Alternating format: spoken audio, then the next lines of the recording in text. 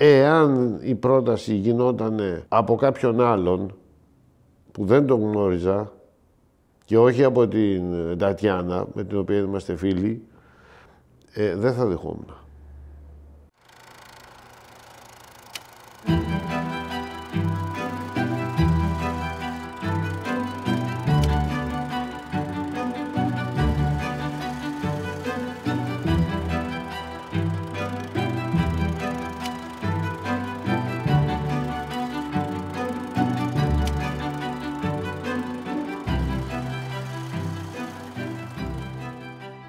Η πινακοθήκη Αβέροφ ανέκαθεν, αλλά και ειδικότερα στις μέρες μας, είναι μονίμως σε μια διαρκή αναζήτηση εξυγχρονισμού και εμπλουτισμού. Σε κάποια φάση έπεσε η ιδέα στο τραπέζι ότι χρειαζόμαστε ένα ολόσωμο, ένα πιο αντιπροσωπευτικό πορτρέτο του δημιουργού της πινακοθήκης, του παππού μου, του Ευάγγελου Αβέροφ, που θα δείχνει καλύτερα την πολύπλευρη προσωπικότητά του. Οπότε όταν έπεσε αυτή η ιδέα στο τραπέζι, σχεδόν ταυτόχρονα έπεσε και η ιδέα ότι αυτό το πορτρέτο πρέπει να το κάνει ο Γιώργος Ορόρης.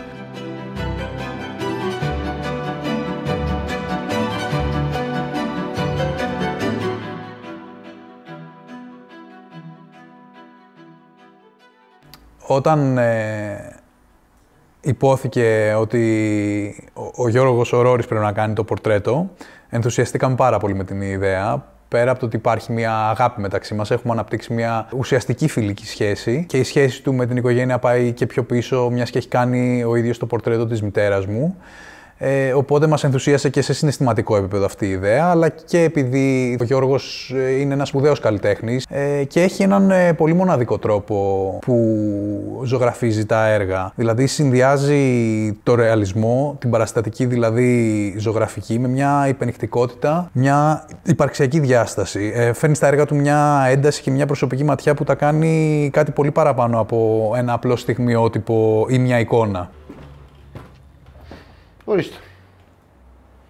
Εδώ, σε αυτό το σημείο, δεν έχουμε σαφή εικόνα της κατασκευής του ζυγωματικού. Πρέπει να το επινοήσουμε, να το φανταστούμε. Ενώ αν έχω άλλες 2-3 φωτογραφίες, έχω σαφέστερη εικόνα. Και ας είναι και σε άλλη ηλικία, δεν με απασχολεί εμένα αυτό. Ένα πορτρέτο που το μοντέλο σου ποζάρει είναι ένα άθροισμα άπειρων στιγμών, κατά τη διάρκεια του οποίου αυτός ο άνθρωπος εξελίσσεται, αλλάζει κάθε μέρα, όχι μόνο και το συναίσθημά του, αλλά και η εξέλιξή του μες στον χρόνο. Είναι το ίδιο σαν να έχουμε πολλές φωτογραφίες, ας πούμε, ενώ εδώ αν δουλεύαμε από μία μόνο, έχουμε μία στιγμή.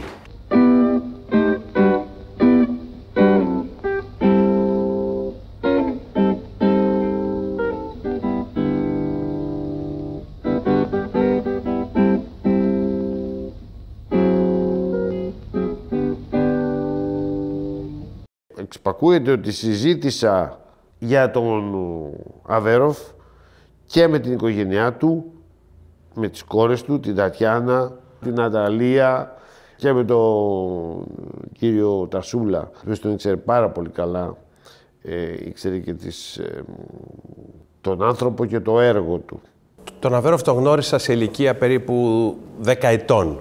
Στην Κάτω Κηφισιά, μέσα στο Ίδρυμα το Σίτσα, στο οικοτροφείο, αυτό το περίφημο οικοτροφείο που είναι μία από τις μεγάλες προσφορές του ευεργέτη του Βαρώνου Μιχαήλ το Σίτσα, που τον έπεισε ο Αβέροφ να κάνει αυτή την ευεργεσία. Υπάρχει μία φοιτητική εστία ακόμη και σήμερα που φιλοξενεί περίπου 80 φοιτητές από την Ήπειρο και υπάρχει, μια και μιλάω με διακεκριμένο ζωγράφο και προσπαθώ εγώ να ζωγραφίσω στον ζωγράφο τον Αβέροφ, υπάρχει και ατελιέ παρακαλώ μέσα σε αυτή την φοιτητική εστία που προοριζόταν για να υπάρχει ησυχία και να δουλεύουν οι φοιτητές της Σχολής Καλών Τεχνών.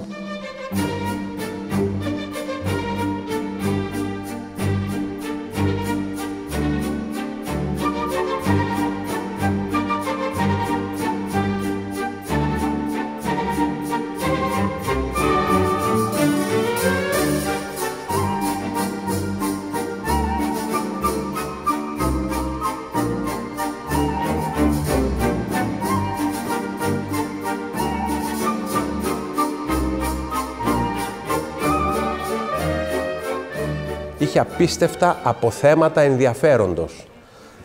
και είχε απίστευτα αποθέματα ενδιαφέροντος για ένα μοσαϊκό πραγμάτων που ξεκίναγε από τους φίλους του, από τους γνωστούς του, από τις καινούργιες του γνωριμίες μέχρι το Μέτσοβο, την Ελλάδα, την ιστορία, τις διεθνείς σχέσεις και όλα αυτά τα αντιμετώπιζε γιατί τα αποθέματα σημασίας και ενδιαφέροντος που είχε μέσα του ήταν ανεξάντλητα.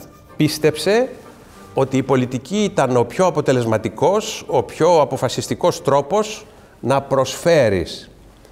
Άρα ήθελε να προσφέρει στον τόπο του, στο λαό του, στη χώρα του, επειδή ο ίδιος ένιωθε ότι του είχε προσφέρει η μοίρα και χρώσταγε.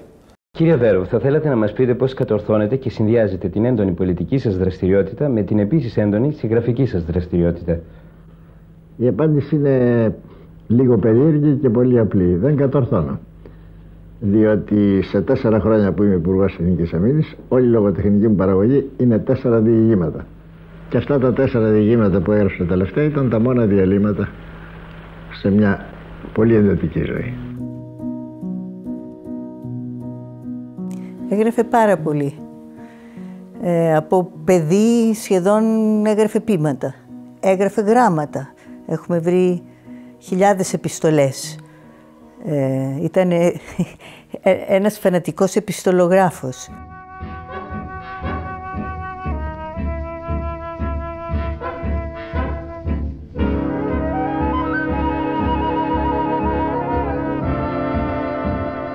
Υποπτεύομαι ότι το γράψιμο είναι η θετική πλευρά της φυματίωσης, της μοναξιάς, της απραξίας που η ασθένεια του επέβαλε και επειδή αυτή η απραξία για λόγους προφύλαξης της υγείας είχε και μοναξιά και κάποια στατικότητα όπως καταλαβαίνετε, το διάβασμα και το γράψιμο ήταν η σύντροφή του σε αυτή την περίοδο. Άρα κατήργησε τη μοναξιά του, κατήργησε τη μελαγχολία του μέσω του στυλού του, μέσω του χαρτιού και του στυλού και του διαβάσματος. J'avais déjà présenté deux livres de vous, Vélos, Pigeon Flèche, chez Stock, Le Feu et l'Hache, Grèce 46-49. Vous êtes un écrivain, vous êtes un homme politique. Est-ce que l'écriture est nécessaire à l'homme politique pour sortir un petit peu de son univers quotidien? Je crois que c'est un défoulement. Je crois que tout échappatoire est nécessaire à un homme politique parce que les responsabilités sont si grandes, le travail est si lourd que s'il n'a pas quelque échappatoire, il est écrasé. Et pour moi, l'échappatoire, c'est l'agriculture. Je suis agriculteur avant tout et j'écris aussi.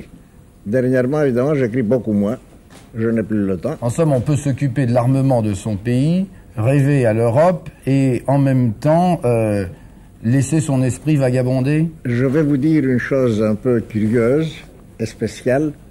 J'ai écrit une pièce de théâtre. C'est une pièce de théâtre contre la guerre. Or, être ministre de la Défense et avoir écrit contre la guerre, c'est très spécial. Εγώ δεν θυμάμαι πότε συνειδητοποίησα ότι ήταν δημόσιο πρόσωπο. Στο σχολείο, ξέρω εγώ, θυμάμαι κάποια στιγμή σε μια εκδρομή που φώναζε η δασκάλα «Ο μπαμπάς σου στο ραδιόφωνο, ο μπαμπάς σου στο ραδιόφωνο». Και λέω «Και». Αλλά ήταν «και» για τους άλλους. Τότε άρχισα να το ξεχωρίζω. Αυτό θέλαμε εμείς εδώ, γιατί το μοντέλο δεν το είχε καθόλου. Και εσύ το έχεις. Το έχεις πάρει από τον πατέρα σου. Αυτό εδώ.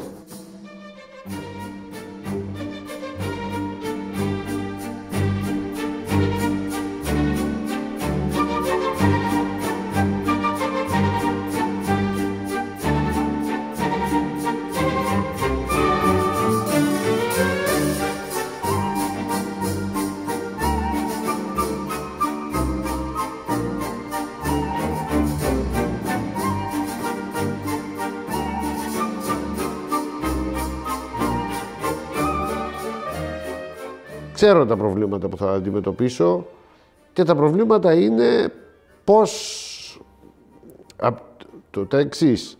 Από τη στιγμή που σκοπός της ζωγραφικής, την οποία όπως εγώ την αντιλαμβάνω, σκοπός της δικής μου της ζωγραφικής είναι να συστήσει κάτι ζωντανό, η μορφή να είναι παρούσα εν σαρκή και σώματι, το γεγονός ότι δεν έχω τίποτα παρά μια φωτογραφία για να το κάνω αυτό, δημιουργεί διπλάσιο εμπόδιο. Το δεύτερο είναι το εξής. Θα ζωγραφίσεις έναν άνθρωπο. Θα το ζωγραφίσεις και θα δώσει το αίσθημα ότι είναι ζωντανός σήμερα ή ότι ήταν ζωντανός κάποτε. Όταν βλέπεις ένα πορτρέτο του Ρέμπραντ, δεν σκέπτεσαι ότι αυτό είναι κάποιος ο οποίος έζησε κάποτε. Πράγμα που μας το δημιουργεί η φωτογραφία, η οποία, όπως λέει ο Ρολάν Μπάρτ, μιλάει συνεχώς για ένα παρελθόν. Όταν βλέπεις ένα πορτρέτο του Ρέμπραντ ή ένα Βαν Γκόγκ, αισθάνεσαι ότι βλέπεις μπροστά σου, τώρα, σε παρόντα χρόνο, αυτό που βλέπεις. Το πορτρέτο τώρα του Αβέροφ είναι ένα σοβαρό το ερώτημα. Θα μας δείξει έναν άνθρωπο που ζει το 60 και με τους τρόπους της ζωγραφικής που γίνεται το 2023, και επεκτείνεται το ερώτημα, μπορώ εγώ να τοποθετήσω χρονικά κάποιον ο οποίος ζωγραφίζεται σε ουδέτερο χώρο? Για ποιο λόγο να τοποθετηθεί στο σήμερα όταν ο άνθρωπος έχει πεθάνει εδώ και 40 χρόνια? Αυτά είναι ερωτήματα τα οποία κανείς δεν μπορεί να μου απαντήσει και τα οποία θα πρέπει μόνος μου να διαχειριστώ.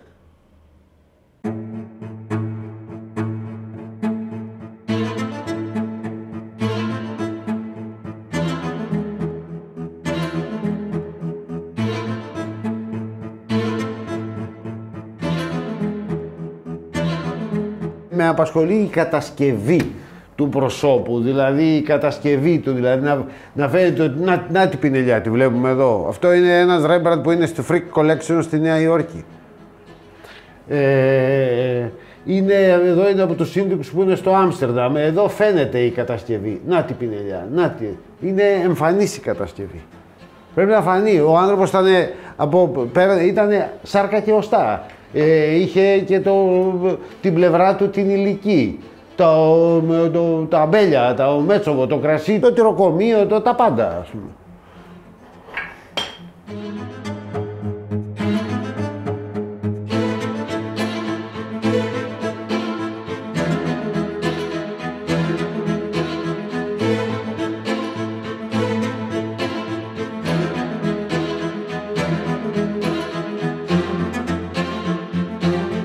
Κατά βάθος, αν το σκεφτώ, ο Γιώργος μοιράζεται πολλά χαρακτηριστικά με τον παππού μου. Είναι και αυτός πολύπλευρος, είναι ουσιαστικός άνθρωπος με βάθος, πολύ μορφωμένος άνθρωπος και με σφαιρικές γνώσεις σε πολλά επίπεδα, γιατί τον ενδιαφέρουν τα πάντα.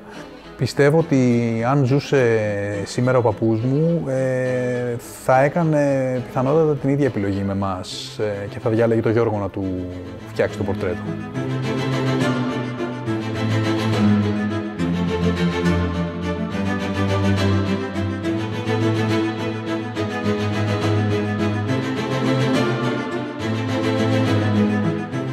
Ο Σαβέροφ ήταν διαχειριστής κάποιων κληροδοτημάτων που είχαν σχέση με την οικογένειά του.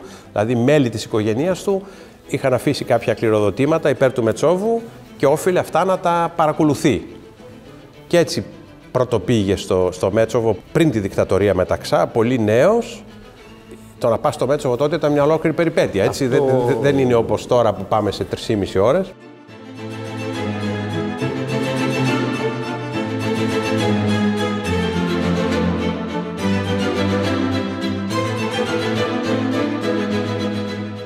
Έζησε και πρωτοείδε ένα Μέτσοβο σε κατάσταση που ήθελε πάρα πολλές βελτιώσεις και πάρα πολλές διορθώσεις. Εξού και η πρωτοβουλία του ως μέλους του Εξοραϊστικού Συλλόγου των Εναθήνες Μετσοβιτών το 1937 να βρουν στο εξωτερικό ευκατάστατους Μετσοβίτες της οικογένειας στο Σίτσα, να αλληλογραφήσουν μαζί τους για να τους πείσουν να κάνουν κάποιες δωρεές υπέρ της υπέρ κάποιων εξοραϊσμών στο Μέτσοβο. Και μέσω αυτής της αλληλογραφίας έτυχε να πετύχει και τον Βαρόνο Μιχαήλ το Σίτσα, με τον οποίο κράτησε 10 χρόνια και οδήγησε σε αυτό το παραμύθι το οποίο υλοποιήθηκε. Ναι. Δηλαδή την ανάπτυξη του Μετσόβου.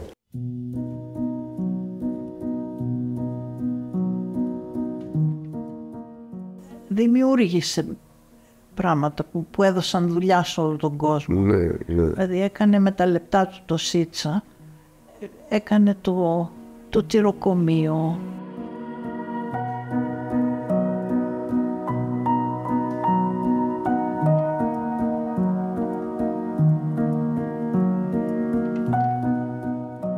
Τότε νοσοκομείο, το σχολείο έφτιαξε και αναβίωσε και τη λαϊκή τέχνη. Τα υφαντά, τη ξυλογλυπτική, έβαλε τους παλιούς ξυλογλύπτες να πάρουν νέους μαθητευόμενους, γιατί δεν υπήρχαν, ήταν πάρα πολύ μεγάλοι. Νομίζω ότι υπήρχαν 4 και ο καθένας έπρεπε να πάρει 4 μαθητευόμενους, οπότε μετά υπήρχαν.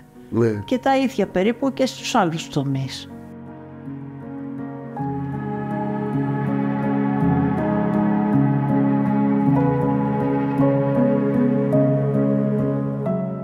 Είχε πολλούς που τον λατρεύανε, είχε φιλίες πραγματικές και είχε και αυτό που έχουν οι πολιτικοί, που είναι ότι... Λυκοφιλίες. Ναι, ναι.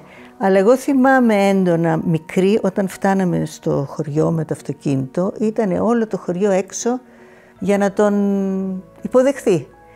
Και εγώ που έχω ένα αισθητήριο κεραίες πάρα πολύ ευαίσθητες στο ποιος είναι γνήσιος και ποιος είναι ψεύτης, αισθανόμουν στο Μέτσοβο πραγματικά την αγάπη.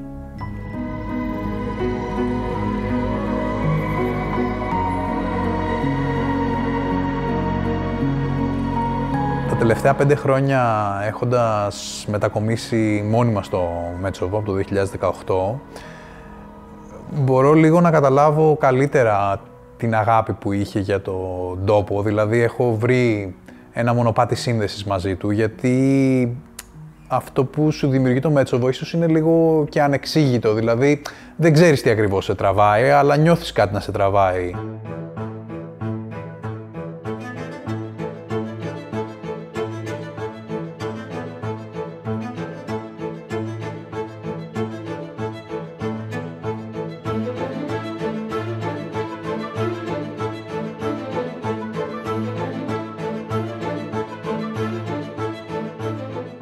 Δεν καταλογίζω ως πορτρέτο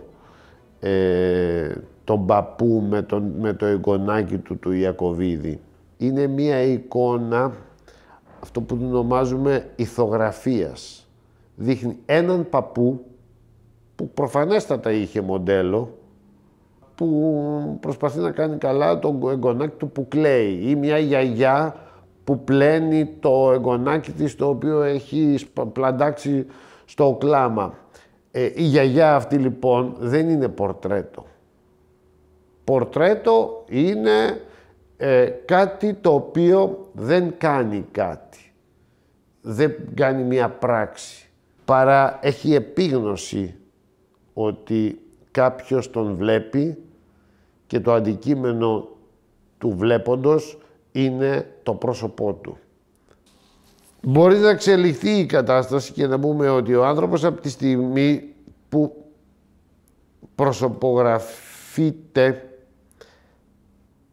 αντιλαμβάνεται το γεγονός ότι εν σχέση με την εικόνα του ο ίδιος συνεχώς μεταλλάσσεται, φθήρεται, αλλοιώνεται, αλλάζει. Θυμάμαι ότι έλεγε, δεν ξέρω αν το εννοούσε, ότι είχε έναν τεράστιο θαυμασμό στην εικαστική τέχνη, επειδή ο ίδιος δεν μπορούσε να τραβήξει ούτε γραμμή. Για το Μέτσοβο νομίζω ότι είχε και έναν καημό, έλεγε ότι δεν θέλω να... Οι ξένοι ξέρουν μόνο την αρχαία Ελλάδα. Θέλω να δούνε ότι και η σύγχρονη Ελλάδα παράγει σημαντικά έργα. και ήθελε να δείξει ότι το μάζευμα των πινάκων συνδυάστηκε με την ιδέα να δημιουργήσει πινακοθήκη. Γιατί δεν ήταν για ελάχιστο χρονικό διάστημα, ήταν μόνο για την πάρτη του. Ότι μάζευε ό,τι του άρεσε. Πολύ γρήγορα έγινε να φτιάξω ένα μουσείο. Ήταν από την αρχή συνειδητά συλλέκτης για να φτιάξει ένα μουσείο της νέας ελληνικής τέχνης.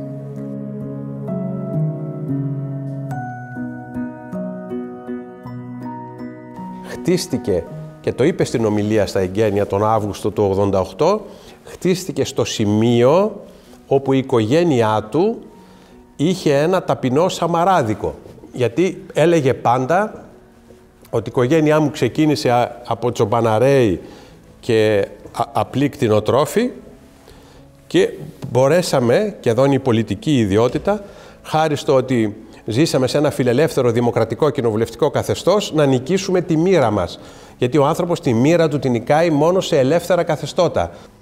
Άρα είναι ένας άνθρωπος που κατανόησε τον εαυτό του, αντελήφθη τη μοίρα του και ανταπέδωσε στην πατρίδα και στον τόπο του. Του άρεσε πάρα πολύ, αγαπούσε τη γη. Δηλαδή από παιδί ζούσε στους θερισμούς, σε διάφορες διαδικασίες της γης, και στο βιβλίο του το πρώτο μυθιστόρημα «Η φωνή της γης», η φωνή της γης είναι ακριβώς αυτό. Περιγράφει τον ήρωα να ξαπλώνει πάνω στο χώμα και να ρουφάει, να μυρίζει και να λέει ότι η γη έχει μια φωνή δική της που σου μιλάει. Αυτά πρέπει να ήταν και δικά του βιώματα.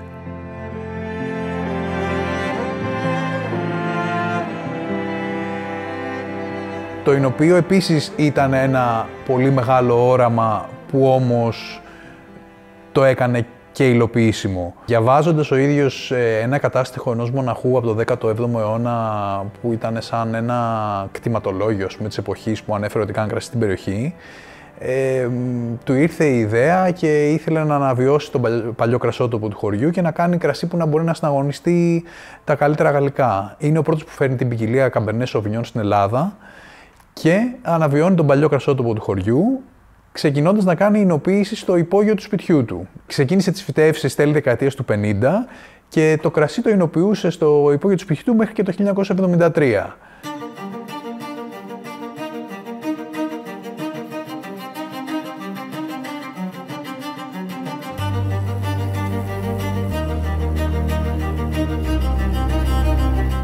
Και ως η τρίτη γενιά πλέον είμαι πολύ χαρούμενος που το Ηνωπείο έχει περάσει στα χέρια μου, γιατί η ενασχόλησή μου με αυτό μου δημιουργεί μια σύνδεση με τον τόπο μου, αλλά και μια σύνδεση με τον παππού μου. Έχω μια ευκαιρία να το γνωρίσω καλύτερα.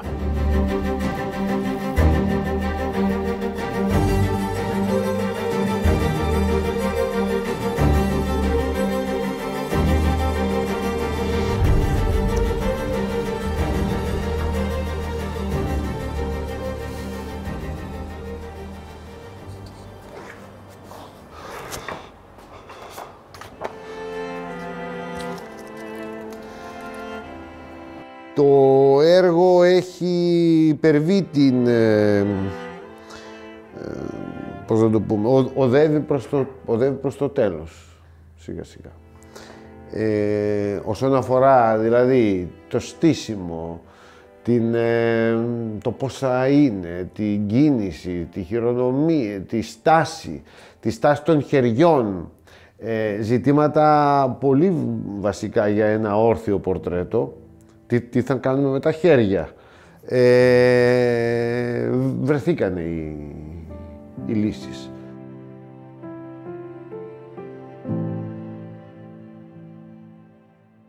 Όσον αφορά τώρα παραδείγματος χάρη, το χαρακτήρα του εικονιζομένου, αντιλαμβάνεστε πολύ καλά ότι αυτή η λέξη, ο χαρακτήρας, σημαίνει πάρα πολλά πράγματα. Σημαίνει μία πληθώρα πραγμάτων, τα οποία καλά δεν μπορούμε να τα καταγράψουμε. Αν προσπαθήσουμε να περιγράψουμε ή να βάλουμε σε κατάστοιχο τα στοιχεία που απαρτίζουν το χαρακτήρα ενός ανθρώπου.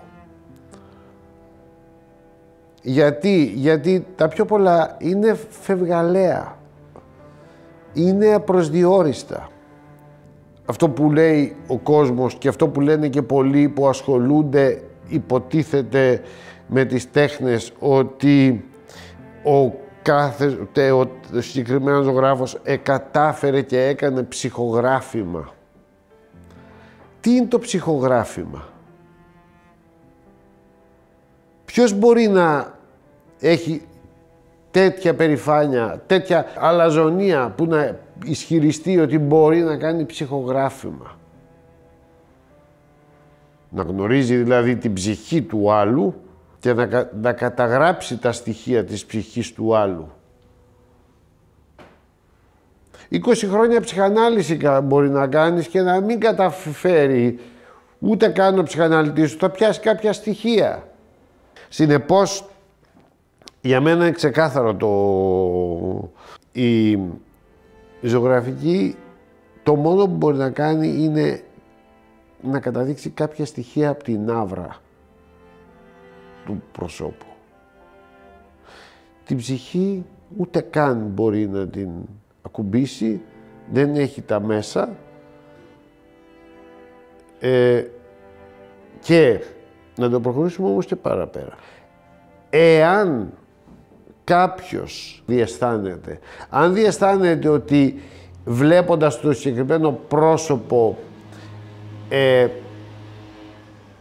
κάτι τι από την ψυχή του διαφαίνεται πάνω στο πρόσωπο, έχω να πω ότι πιθανότατα αυτό το οποίο διαφαίνεται πάνω στο πρόσωπο το οποίο βλέπει στον πίνακα να αφορά την ψυχή του ζωγράφου και όχι του εικονιζομένου. Γιατί αυτός που ζωγραφίζει αποφάσισε να σταματήσει το έργο εδώ και το αποφάσισε όχι τόσο σύμφωνα με το γούστο του, σύμφωνα με μια ισορροπία η οποία πιθανό να είναι και αρκετά λεπτή ή ασταθής ή άτολμη, η οποία όμως έχει να κάνει με κάτι που δεν το ελέγχει, με κάτι που αφορά την ψυχή του. Μιλώ για του ζωγράφου την ψυχή. Αυτός ζωγραφίζει, αυτός δείχνει, αυτός φανερώνει.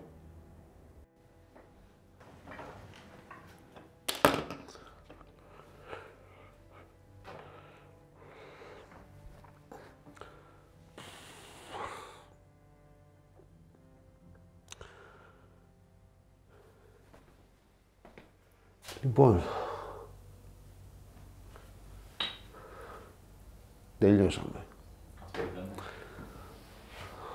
τελειώσαμε. Πώς έχει ο μήνας? 22. Ξεκινήσαμε 18 Γενάρη. 2 μήνες. Εντάξει.